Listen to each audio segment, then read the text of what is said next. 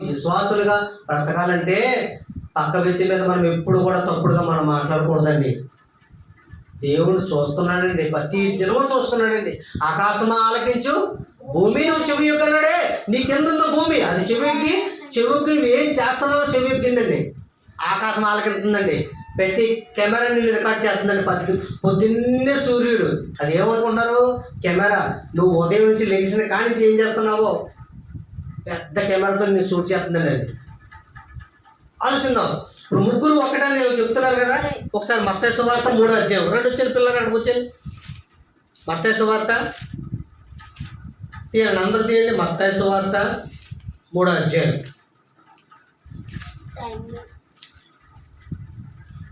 మత్తయి సువార్త 3వ అధ్యాయం 16వ వచనం చదువుతాం పిల్లలు. ఒకసారి బాగా దృష్టి పెట్టి ఆలోచన చేయండి. నా ప్రేమైన తల్లిదండ్రులారా, ముగ్గురు ఒక్కటిగానే చెప్పేవారు ఎవరైనా సరే, దాన్ని వింటున్నవారు ఎవరైనా సరే ఈ బైబిల్ ఎక్కడ చూడండి ఒకసారి. మత్తయి సువార్త 3వ అధ్యాయం 16వ వచనం చదవండి పిల్లరా. అక్కడి నుంచి కదన్నా. మత్తయి సువార్త 3వ అధ్యాయం 16వ వచనం. యేసు అక్కడి చదవన్నాను.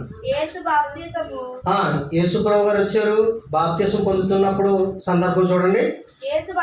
యేసు బాప్తిసము పొందిన వెంటనే చూడండి, యేసు ప్రభు గారు బాప్తిసం పొందారు. అప్పుడు ఏం చేశారంటే ఆయన పొందిన వెంటనే నీళ్ళలో నుండి ఒడ్డునకు వచ్చెను. అక్కడ చూడండి, ఇదిగో ఆకాశం తెరవబడి దేవుని ఆత్మ. బాగా వినండి, ఎవరైతే ముగ్గురు ఒక్కటే త్రియేక దేవుడు అని అనుకునే సందేహంలో పడి ఉన్నామో ఈ మాట జాగ్రత్తగా వినండి. యేసు బాప్తిసం పొందిన వెంటనే నీళ్ళలో నుండి ఒడ్డునకు వచ్చెను.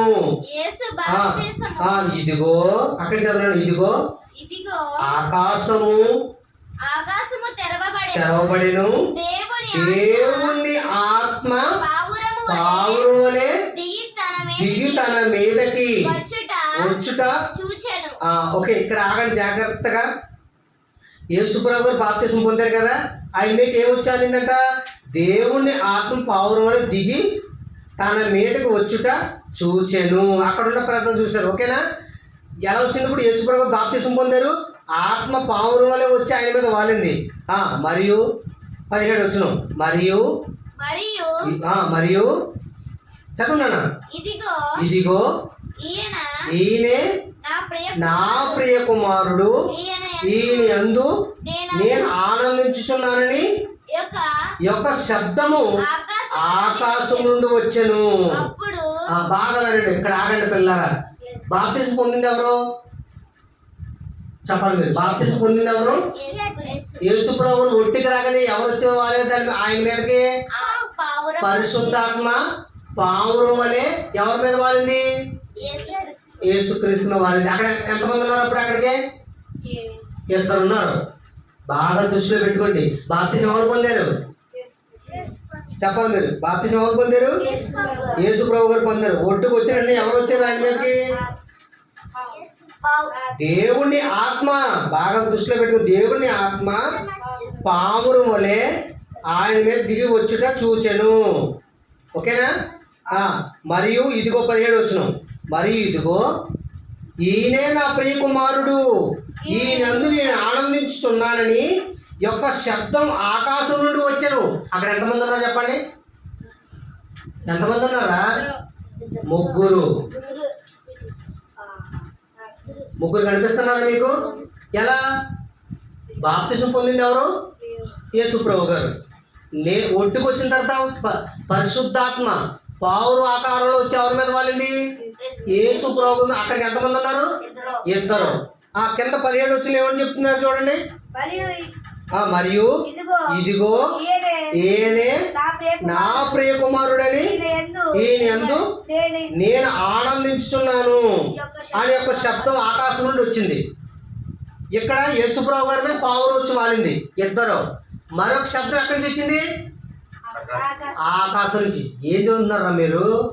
దృష్టి పెట్టండి, టక్ మధ్యలో పెట్టుకోవాలి, బయట ఉండకూడదు మీరు.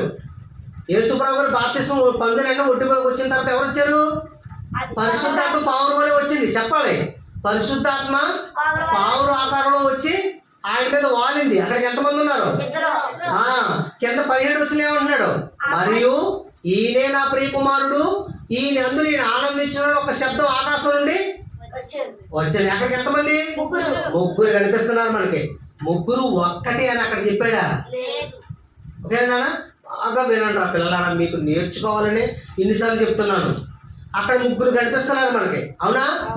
మీరు జ్ఞానవంతులుగా ఉండాలి, దెయ్యం పట్టిన వారుగా ఉండకూడదు. మనం దెయ్యం పట్టిన జ్ఞానం ఉన్నాం అనుకో పాతాళానికి వెళ్ళిపోతాం. ఓకేనా పిల్లరా? అక్కడ ఎంతమంది ఉన్నారు మనకి? ముగ్గురు. 1కి 2 సార్లు చదవండి. ఇప్పుడు లోకా సువార్తకు రండి. లోకా సువార్త చదవనా? లోకా సువార్త 3వ అధ్యాయం 21 వచ్చిన అక్కడ ఇంకా క్లారిటీగా ఉంటుంది చూడండి. మొత్తం 3 సువార్తలో క్లారిటీగా రాయబడిందండి మనకి. ఈ ఎందుకు చదవరంలో గుడ్డోళ్ళు? ఈ గుడ్డోళ్ళు ఎందుకు చదవరు ఇదంతా? ఈ గుడ్డోళ్ళకి ఒక్కటిగా కనిపిస్తుందా ఇది? ఈ గుడ్డోళ్ళకి కళ్ళు పోయాయా? జ్ఞానం ఉండి చదవట్లేదా? చదవడానికి బద్ధకాలు వచ్చేసేసి ఏం చేయాలో తెలియక బైబిల్ని విభజించలేక ఇలా తయారండి నిజంగా. చూడండి లోకా సువార్త 4వ అధ్యాయం 3వ అధ్యాయం. లోకా సువార్త 3వ అధ్యాయం 21. బాగా వినండి నాన్న, చదవండి, నేర్చుకోండి. ప్రజలందరూ బాప్తిసం పొందినప్పుడు యేసు కూడా బాప్తిసం పొంది ప్రార్థన చేయుచుండగా ఆకాశము తెరవబడి, ఇక్కడ ఇంకా క్లియర్గా ఉంటుంది చూడండి, ఇక్కడ క్లియర్గా ఉంటుంది, ఇక్కడ క్లియర్గా ఉంటుందండి. ఆకాశం తెరవబడి, చదవండ్రా. ఆకాశం తెరవబడి పరిశుద్ధాత్మ శరీర ఆకారంతో పరిశుద్ధాత్మ శరీర ఆకారంతో బాగా నేర్చుకోండి. పరిశుద్ధాత్మ శరీరంతో వచ్చిందండి. ఏమండి? తండ్రి అంట నిజంగా వయసు దున్నపోతులా ఉంటాడండి. అతను దున్నపోతులా ఉంటాడు. దీన్ని నేర్చుకోక తండ్రి అంట శరీరాకారంలో వచ్చాడట. ఇక్కడ ఎవరు శరీరాకారంలో వచ్చారని ఉంది? మిమ్మల్ని అడుగుతారు, శరీరాకారంలో ఎవరు వచ్చారు? నేర్చుకున్నాను. మీరు అనాలోచనగా ఉండకూడదు. ఓకేనా? రాజేష్, నువ్వు చాలా అలర్ట్గా ఉండాలి. రాజేష్, నువ్వే మా సంఘ లీడరు నువ్వు. ఓకేనా? లీడర్ నువ్వే రాజేష్. మా అందరికీ వీళ్ళందరికీ లీడర్ నువ్వే. వాళ్ళు కంట్రోల్ చేయవలసి నీ మీద ఉన్న బాధ్యత. ఓకే, చదవండి.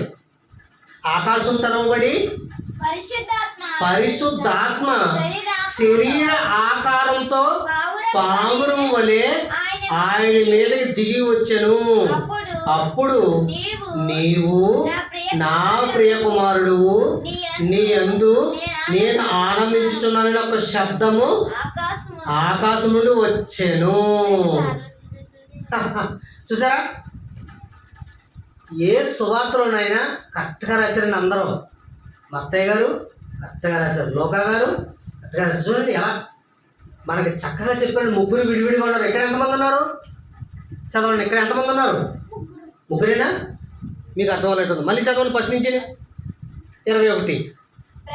ప్రజలందరూ బాప్తిసం పొందినప్పుడు యేసు కూడా బాప్తిసం పొంది ప్రార్థన చేయుచుండగా ఆకాశం తెరవబడి. ఎప్పుడు జరిగింది ఇది? బాప్తిసం పొందిన వెంటనే. చూసారా? అప్పుడు ఏమైంది? ఆకాశం తెరవబడి పరిశుద్ధాత్మ శరీర ఆకారంతో పావురం వలె ఆయన మీదకి దిగి వచ్చాను. అక్కడ ఎంతమంది ఉన్నారు? ఇద్దరు. ఓకే, తర్వాత వచ్చింది చదవండి. అప్పుడు నీవు నా ప్రియ కుమారుడు, నీ యందు నేను ఆనందించున్న యొక్క శబ్దము ఆకాశం నుండి వచ్చిన. అక్కడికి ఎంతమంది ఉన్నారు? అర్థమవుతుందా? ఉన్నారా లేదా ముగ్గురు? లేకపోతే మేము ముగ్గురు ఒక్కటే అన్నాడా? నిజంగా పిల్లలు మీరు ధన్యులు. నిజంగా చెప్తున్నాను, నేర్చుకుంటారా, మానేయకండి. మన ప్రాణం ఉన్నంత వరకు ఆయన మాట ప్రకటించాలి. ముగ్గురు వేరు వేరుగా ఉన్నాడు. ఆట అప్పుడు అయిపోలేదు, ఇంకా 2-3 వారాలు ఉంటుంది. ఇది ఇప్పుడు అయిపోలేదు, మనం హ్యాండింగ్లో ఉన్నాం, స్టార్టింగ్లో. ఓకేనా? ఇంతవరకు ముగించుకుందాం, ప్రార్థన చేసుకుందాం.